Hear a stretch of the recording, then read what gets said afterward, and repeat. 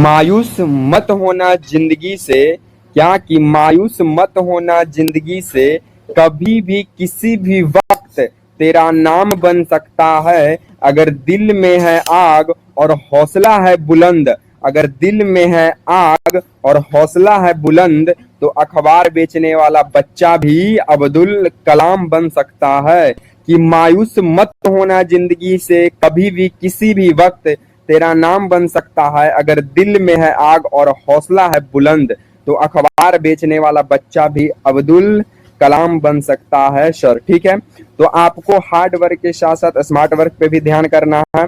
साथ में जब तक धैर्य नहीं बनाएगा कंपटीशन की दौर में, ये कहना मुश्किल है कि आपका सिलेक्शन हो सकता है। ठीक है, तो चलिए आपकी समय की बर्बादी ना करते हुए सीधी बात नो बकवास पे चर्चा करेंगे। और ये जो सीरीज है किन किन एग्जामों के लिए आपको टारगेट करेगा, तो ये भारत में आयोजित होने वाले वो तमाम परीक्षाओं जिसमें जीके जीएस का सवाल बनता है, उन सभी परीक्षाओं के लिए वीडियो महत्वपूर्ण होगा।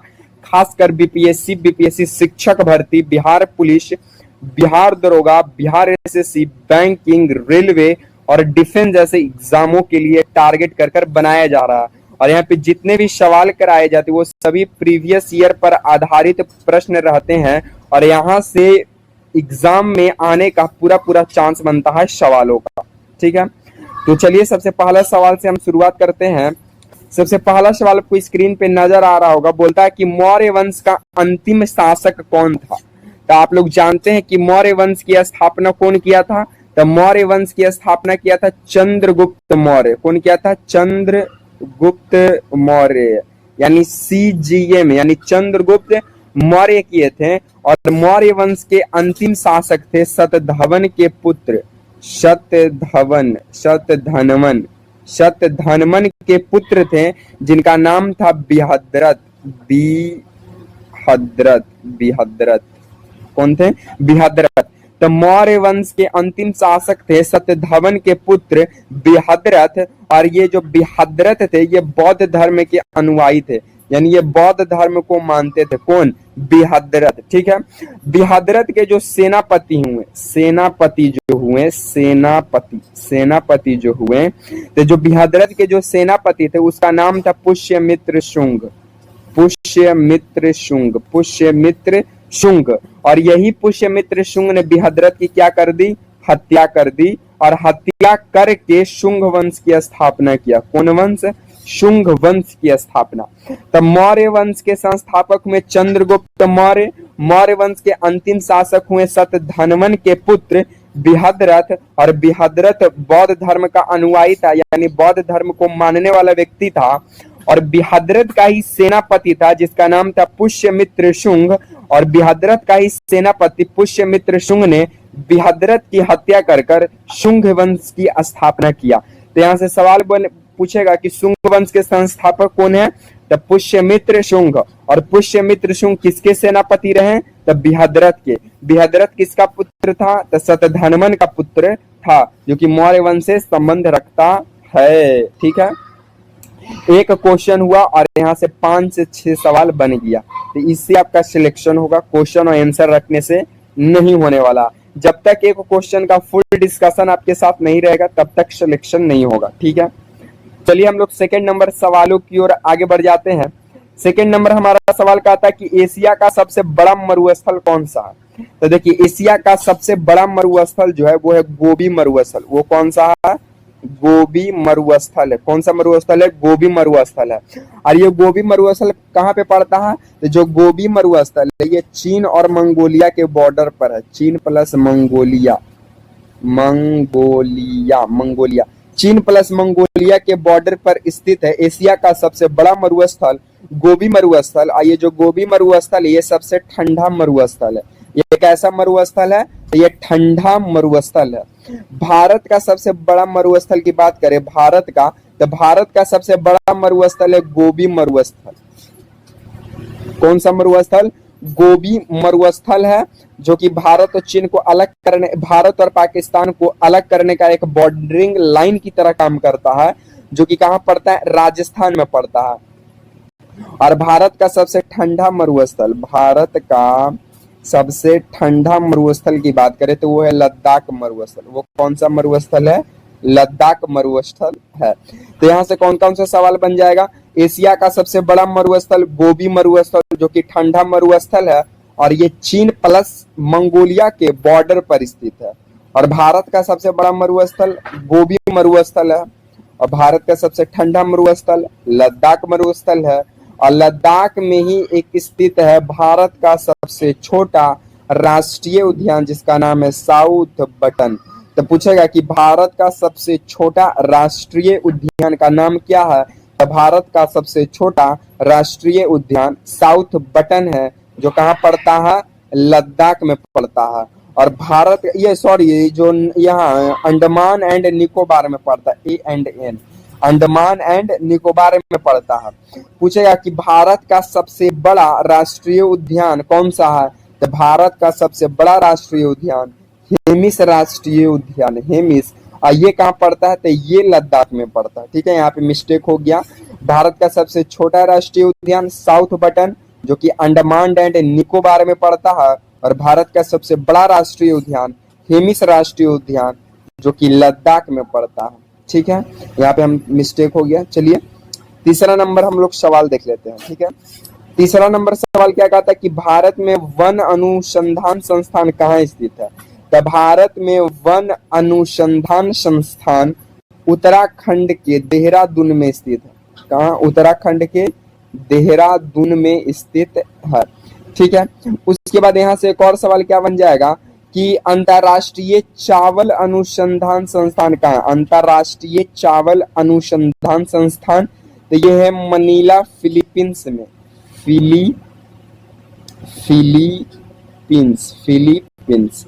फिलीपींस मनीला के फिलीपींस में स्थित है अंतर्राष्ट्रीय चावल अनुसंधान संस्थान केंद्र। अब भारत में चावल अनुसंधान संस्थान केंद्र कहाँ है? तो वो है हैदराबाद। वो कहाँ है? हैदराबाद है। और अगर धान की बात करें धान अनुसंधान संस्थान केंद्र तो ये है कटक। कहाँ पे है? कटक। चावल का कटक, धान का कटक। ठीक है, आलू की बात करें तो आलू का है शिमला। आलू का कहाँ है? शिमला। और औषधि की बात करें औषधि की तो ये है लखनऊ। कहाँ पे है? लखनऊ। तो आपको इतना संस्थान कम से कम तो एग्जाम नजदीक है और टाइम आपके पास कम है तो इतना जरूर 10-15 याद कर लीजिएगा और लिस्ट निकाल कर। ये इंपॉर्टेंट है जो कहीं ना कहीं एग्जाम में लगातार पूछा है कि वन अनुसंधान संस्थान कहाँ है? तो उत्तराखंड के देहरादून में है। चावल अंतर्राष्ट्रीय चावल कहाँ है? तो मनीला फिलीपींस में है। उसके बाद चावल का कहाँ है भारत में? तो हैदराबाद है अंतर्राष्ट्रीय ये। उसके बाद धान का कहाँ है? तो कटक है। आलू का कहाँ है? तो शिमला है। ठीक है, और ये आपका औषधि का कहाँ है? तो लखनऊ है। ठीक है, चलिए हम लोग आगे बढ़ जाते हैं। आगे देखते हैं। आगे बोलता है कि कच्चा आम में कौन सा अम्ल पाया जाता है? तो कच्चा आम में कौन सा अम्ल पाया जाता है? तो कच्चा आम में टार्टरिक अम्ल पाया जाता है। टार्टरिक अम्ल पाया जाता है। तो कच्चे आम में टार्टरिक अम्ल। अंगूर में आपसे पूछ देगा अंगूर में कौन सा अम्ल? तो अंगूर में भी टार्टरिक अम्ल। इमली में पूछ देगा इमली में कौन सा अम्ल? तो इमली में भी टार्टरिक अम्ल। उसके बाद केला में पूछ देगा केले में कौन सा अम्ल? तो केले में भी टार्टरिक अम्ल। उसके बाद सेव में पूछ देगा तो क्या होगा? इसका आंसर आप लोग कमेंट बॉक्स में कमेंट कीजिएगा कि सेव में कौन सा अम्ल पाया जाता है। और नींबू में पूछ देगा नींबू या फिर संतरे में या खट्टे फल में तो हो जाएगा आपका कौन सा? सिट्रिक अम्ल। सिट्रिक अम्ल हो जाएगा। और सेव में कौन सा अम्ल पाया जाता है? इसका आंसर आप लोग कमेंट बॉक्स में कमेंट कीजिएगा। चलिए 5वां नंबर हम लोग सवाल देख लेते हैं। 5वां नंबर सवाल बोलता है कि 1938 में कांग्रेस का कौन सा अधिवेशन हुआ या फिर कहाँ पे हुआ था? तो 1938 में जो कांग्रेस का अधिवेशन हुआ था ये हुआ था हरिपुरा अधिवेशन। हरिपुरा अधिवेशन। और इसकी अध्यक्षता किए थे सुभाष चंद्र बोस। कौन किए थे? सुभाष चंद्र बोस किए थे। तो 1938 में हरिपुरा अधिवेशन होता है और इसकी अध्यक्षता सुभाष चंद्र बोस करते हैं और जाकर 3 मई 1939 3 मई 1939 को सुभाष चंद्र बोस कांग्रेस को छोड़कर फॉरवर्ड ब्लॉक की स्थापना करते हैं। कौन सा ब्लॉक? फॉरवर्ड ब्लॉक की स्थापना करते हैं। तो पूछेगा कि फॉरवर्ड ब्लॉक की स्थापना कब हुआ? तो 3 मई 1939 को। या फिर सुभाष चंद्र बोस कांग्रेस को कब छोड़े? तो 1939 में। और कांग्रेस छोड़ने के बाद सुभाष चंद्र बोस किस पार्टी की स्थापना किए? तो फॉरवर्ड ब्लॉक की स्थापना किए, जो कि एक स्वतंत्र पार्टी था। कैसा पार्टी था? स्वतंत्र पार्टी था। और 1938 में हरिपुरा अधिवेशन कौन किए? तो सुभाष चंद्र बोस ही किए थे। ठीक है, चलिए छठा नंबर हम लोग सवाल देख लेते हैं। छठा नंबर सवाल बोलता है कि मेलाकाइट किस धातु का अयस्क है? तो मेलाकाइट जो है ये तांबे धातु का अयस्क है। किसका है? तांबा का। किसका है? तांबा का। तांबा का मेलेकाइट ना है, बहुत सारा। आपको 2-3 जो एग्जाम में लगातार पूछा है वो याद कर लीजिए। तांबा का एक हो गया अयस्क मेलाकाइट, दूसरा है ताम्रपाइराइट। ताम्रपाइराइट। पहला मेलाकाइट, दूसरा ताम्रपाइराइट हो गया, तीसरा आप याद कर लीजिए क्यूप्राइट। तीसरा क्यूप्राइट। ठीक है, इतना आप याद कर लीजिए। मेलाकाइट तांबा का अयस्क है, ताम्रपाइराइट तांबा का अयस्क है, क्यूप्राइट तांबा का अयस्क है। तांबा से आपको इतना सारा चीज आपको याद करना पड़ेगा। तांबा का मुख्य रूप से इतना अयस्क जो कि लगातार एग्जाम में पूछा है, आप लोग याद कर लीजिएगा। एक और होता है ताम्रपाइराइट भी होता है, लिखवा दिया ताम्रपाइराइट। ठीक है, चलिए हम लोग 7वां नंबर सवाल देख लेते हैं। 7वां नंबर सवाल बोलता है कि सोपानी कृषि किस राज्य में प्रचलित है? तो देखिए, सोपानी कृषि का मतलब होता है सीढ़ी नुमा। क्या होता है? सीढ़ी नुमा। तो सोपानी कृषि किसे बोलते हैं? तो जहां पे सीढ़ी नुमा खेती होती है उसे सोपानी कृषि कहते हैं। सोपानी कृषि का मतलब जहां पे सीढ़ी नुमा कृषि होता है, जिगजैग लाइन की तरह, जिगजैग इस तरह की जहाँ पे सीढ़ी नुमा कृषि होती है उसे सोपानी कृषि कहते हैं। और ये खासकर पहाड़ी क्षेत्रों में पाया जाता है। ये कृषि खासकर कहाँ पे किया जाता है? पहाड़ी क्षेत्रों में, जैसे कि उत्तराखंड, हिमाचल प्रदेश। ठीक है, उत्तराखंड, हिमाचल प्रदेश, मेघालय जैसे जहाँ पे पहाड़ी क्षेत्र है वहां पे सीढ़ी नुमा कृषि होगा। सोपानी कृषि का मतलब होता है सीढ़ी नुमा कृषि। और सीढ़ी नुमा कृषि करने का फायदा या फिर सोपानी कृषि करने का फायदा जो है वो है मृदा अपरदन पर रोक। मृदा अपरदन पर फुल स्टॉप लगेगा, यानी रोक लगेगा। मृदा अपरदन का मतलब क्या है? कि मृदा का ऊपरी मृदा का जो ऊपरी मिट्टी होती है, इसे हवाओं के द्वारा या बारिशों के द्वारा जो बह जाता है उस पर ये रोक लगाता है। मृदा अपरदन का मतलब होता है मिट्टी की ऊपरी सतह का बह जाना। अब वो हवाओं के द्वारा बहा के लेके चला जाएगा या फिर पानी के द्वारा। तो मृदा अपरदन का मतलब होता है मिट्टी का बहाव होना। वो हवाओं के द्वारा भी हो सकता है, वो पानी या वर्षा की वजह से भी हो सकता है। तो ये जो ऊपर जो हवा या फिर पानी की वजह से जो मिट्टी का जो ऊपरी सतह बह जाता है उसको रोकने का काम करता है कौन? सोपानी कृषि या फिर सीढ़ी नुमा कृषि। ये खासकर पहाड़ी क्षेत्र उत्तराखंड, हिमाचल प्रदेश में पाया जाता है। ठीक है, चलिए हम लोग 8वां नंबर सवाल देख लेते हैं। 8वां नंबर सवाल कहता है कि किस खनिज को उद्योगों का जननी कहा जाता है? तो किस खनिज को उद्योगों का जननी कहा जाता है? तो वो है लोहा, जिसे Fe कहते हैं, और ये 26 नंबर पर आता है। तो लोहा को उद्योगों का जननी कहा जाता है। लोहा का रासायनिक सांकेतिक रूप है Fe और इसका परमाणु क्रमांक है 26। ठीक है, लोहा का 4 प्रमुख अयस्क हैं। क्या अयस्क हैं? तो लोहा के 4 प्रमुख अयस्क हैं। पहला है हेमाटाइट। कौन सा है? हेमाटाइट। दूसरा है मैग्नेटाइट। तीसरा है लिम्नोनाइट।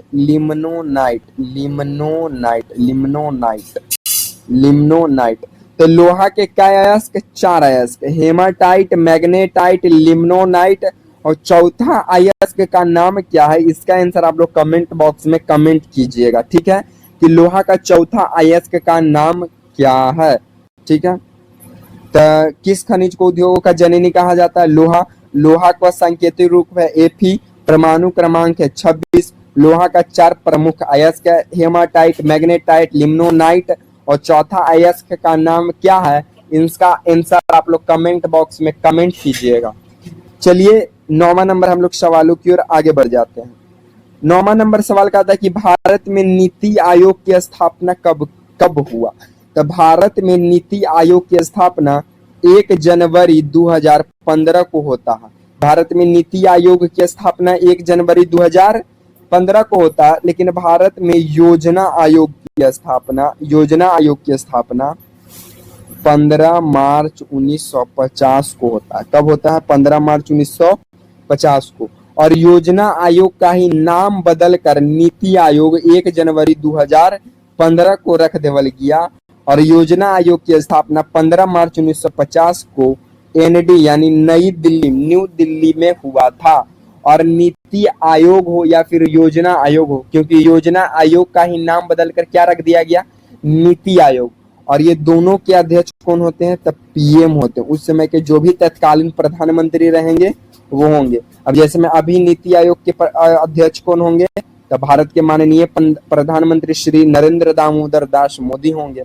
तो ये नीति आयोग के अध्यक्ष कौन होते हैं? नरेंद्र मोदी होते हैं। ये उस समय के PM होते हैं जो भी बने रहे। ठीक है, चलिए इस सीरीज का लास्ट प्रश्न 10वां नंबर सवालों की ओर हम लोग आगे बढ़ जाते हैं। लास्ट का 10वां नंबर सवाल आपका कहता है कि टिहरी बांध किस नदी पर स्थित है और किस राज्य में स्थित है? इसका आंसर आप लोग कमेंट बॉक्स में कमेंट कीजिएगा कि टिहरी बांध किस नदी पर है और किस राज्य में स्थित है। ठीक है, तो ये आपको सीरीज कैसा लगा आप लोग कमेंट कर जरूर बताइएगा। अगर वीडियो को देखने के लिए थैंक्स फॉर वाचिंग।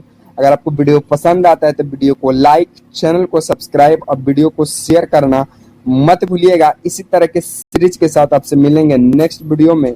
तब तक के लिए आप सभी को जय हिंद।